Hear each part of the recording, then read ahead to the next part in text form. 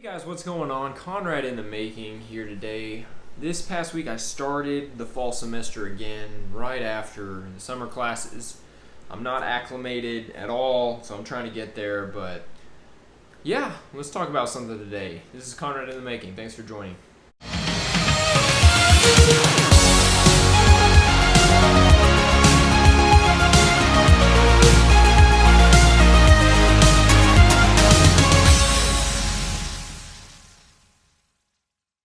Alright, so classes I'm taking this fall 2018 semester. I've got genetics, which includes a lab. Pretty excited for that one, although it's kind of biology, it's hit or miss for me. Maybe a little bit of math in there. I've got organic chemistry 2, because I'm coming right off of the summer organic chemistry 1, so that's going to be hopefully not a headache, just a lot of mechanisms and reactions and things like that. So I'm getting ready for those. Man, what else? It's kind of a weird time because it's the fall semester, so you have a new round of freshmen going into university, and it's funny just walking around campus. You see all these younger people really excited about the future. It's warmer weather outside, everything's great, and man, I'm getting tired. I'm ready to move on to something else. Hopefully that something else is medical school here in a while, but I got to pay my dues and I got to get to be able to apply first, so that's what I'm doing.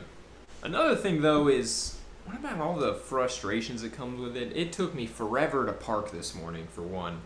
I had to park seemed like a half mile away and trudge all the way to class. And another thing, textbooks are still a necessary evil, because you got to work all the practice problems, especially for Organic Chemistry 2. And I got the Organic Chemistry 2 textbook ready to go, but I noticed that they don't have any answers to the practice problems in the back of the books. You have to rent a whole other $50 book just to have the solutions to all the practice problems, and so it's a corrupt system is what I'm telling you. But I got it because I need a good grade and I'm going to deal with it and it'll be fine.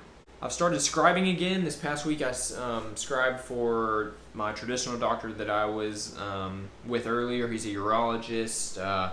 Really enjoy doing that. It gets boring from time to time, but something I figured out is whenever I got back, the nurses and the staff for that doctor, they really appreciated me being there. They were really glad to have me back because I'd been there for a while and I kind of had gotten acclimated and was able to do things in an efficient manner for them that worked out for their practice. So it feels nice to be appreciated whenever you're gone for a little bit and you come back, and so that was really nice. But I'm ready to be back in it, doing it again, getting the exposure and the experience. I'm really thankful that my company that employs me for that was able to keep me on, even though classes and the schedule has been kind of wacky here and there. There's something I specifically wanted to talk about today, and it's something I do usually at the end of every semester, and it's that I pick my favorite professors that really challenged me, that really did a great job during the semester of teaching, that I write personal letters to, just thanking them for their commitment to the class, their passion. Overall, it's one of my favorite things I get to do, because usually you have like a formal evaluation that you fill out for your classes, but this is like my real final evaluation that I get to personalize. The teachers I don't think did that great of a job, they don't get a letter, but the ones that did, right on. I'll write them a huge personal letter, slip it by their office door. Even my first chemistry professor I had back in the spring for Gen Chem 1, he was absolutely amazing. He was the chair of the department too, just really worked hard. Great teacher. I wrote him a letter and I gave him a gift card afterward. And I made sure on the envelope I wrote, "Do not open until after finals," just for ethical reasons, so he didn't think I was bribing him or anything. But I absolutely love to do it, and let's talk about why real quick, because there's a lot of benefits to it. I think there's only pros that come from doing this.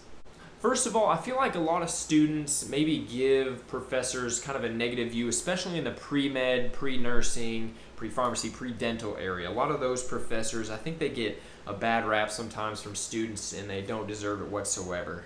Because if you think about it, and I've had this explained to me a couple of times by some of these professors, and it's really stuck with me, is that these professors have a real hardcore responsibility to train and teach future doctors, nurses, physician assistants, dentists, everything in the healthcare field. And this is really important to them specifically, because we're the ones that are going to be taking care of them and their loved ones, their children, their parents. And so I really understand where they're coming from and why they don't necessarily make the classes harder, but they're very thorough, and they ensure that you're not going to get by just easy, because being a doctor, being a nurse, being able to care for people should not be an easy job. Nobody should just be able to waltz in and do it. And so I feel like they get a negative rap for this, but I like to use the letters as a purpose to encourage them to keep doing it, to screen these people. It makes sense why the courses are challenging too, because no one wants their loved ones, their family members, being treated by someone that got it easy through school. And this is one of the reasons why we have the MCAT for medical students and for medical schools to get entrance into, is you have that because it's another form of standardization that kind of overrules grade inflation and things like that some people might get from universities. But I mean, this makes perfect sense as why these courses can be really difficult and why it can be really frustrating sometimes, because these people have, they're vested in you, and they have the authority to say, all right, you're going to be committed to serving my family, serving the community at large. The most precious thing on the earth, humans necessarily, it should be very difficult, or you should be ultra qualified to care for that, to care for things that are really, really important to the highest degree for these people.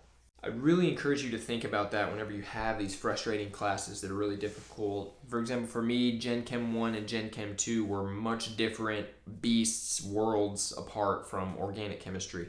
And so I'm still learning that now, but in the back of my mind, I have that perspective is these teachers do want us to learn this. They're not just making it impossible for no reason. It's at least impossible so that good doctors get into the schools because of their good grades, that they have good doctors taking care of their family members across the globe. And so I really encourage you to think about that next time you have a really frustrating professor. Is a lot of times the reason they are that difficult isn't just to make the world worse, it's just to make the care for their future loved ones and the community at large better. So I really do like to use the letters for that, just to encourage professors to keep doing what they're doing, that they challenge students well enough that they have to study, they have to know their stuff, and they don't get any free passes for anything. And so I like to use that. Another reason is that just to maintain contact with professors has huge advantages for later down the line for recommendations, anything like that is perfect, just to put a step forward and write a letter thanking a professor, because they don't get these very often, especially from students, and they will remember you for it. Also, to me, it's a good practice of just humility, of thanking those that have gotten me to this point. For me, I try to be as gracious as possible, or have a lot of gratitude for my family members, for my wife that really provide this opportunity for me, for this career, for my teachers especially that are going in, day out, making the plans, setting up the lab, things like that. And so that's really important to me, just to let them know that yes, they're doing a good job, and ultimately it just makes the world better if you're a more thankful person for the opportunities you have. So go out, write your letters. I just wrote 2 today, and I'm dropping them off probably on Monday because it's Friday and everyone's gone home for the weekend. But go do it. You will absolutely love it. It's had nothing but positive benefits for me. Go do it. I encourage you guys. But other than that, I got nothing else for you today. Big news, we just went over 100 subscribers here on the channel. I'm pretty psyched about it. It's been slow going.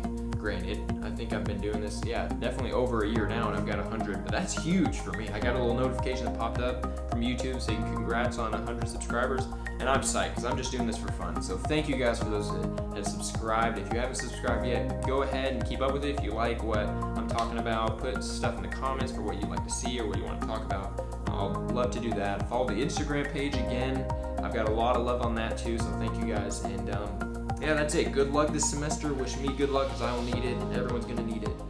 I'll see you guys in the next one. Keep the community, guys.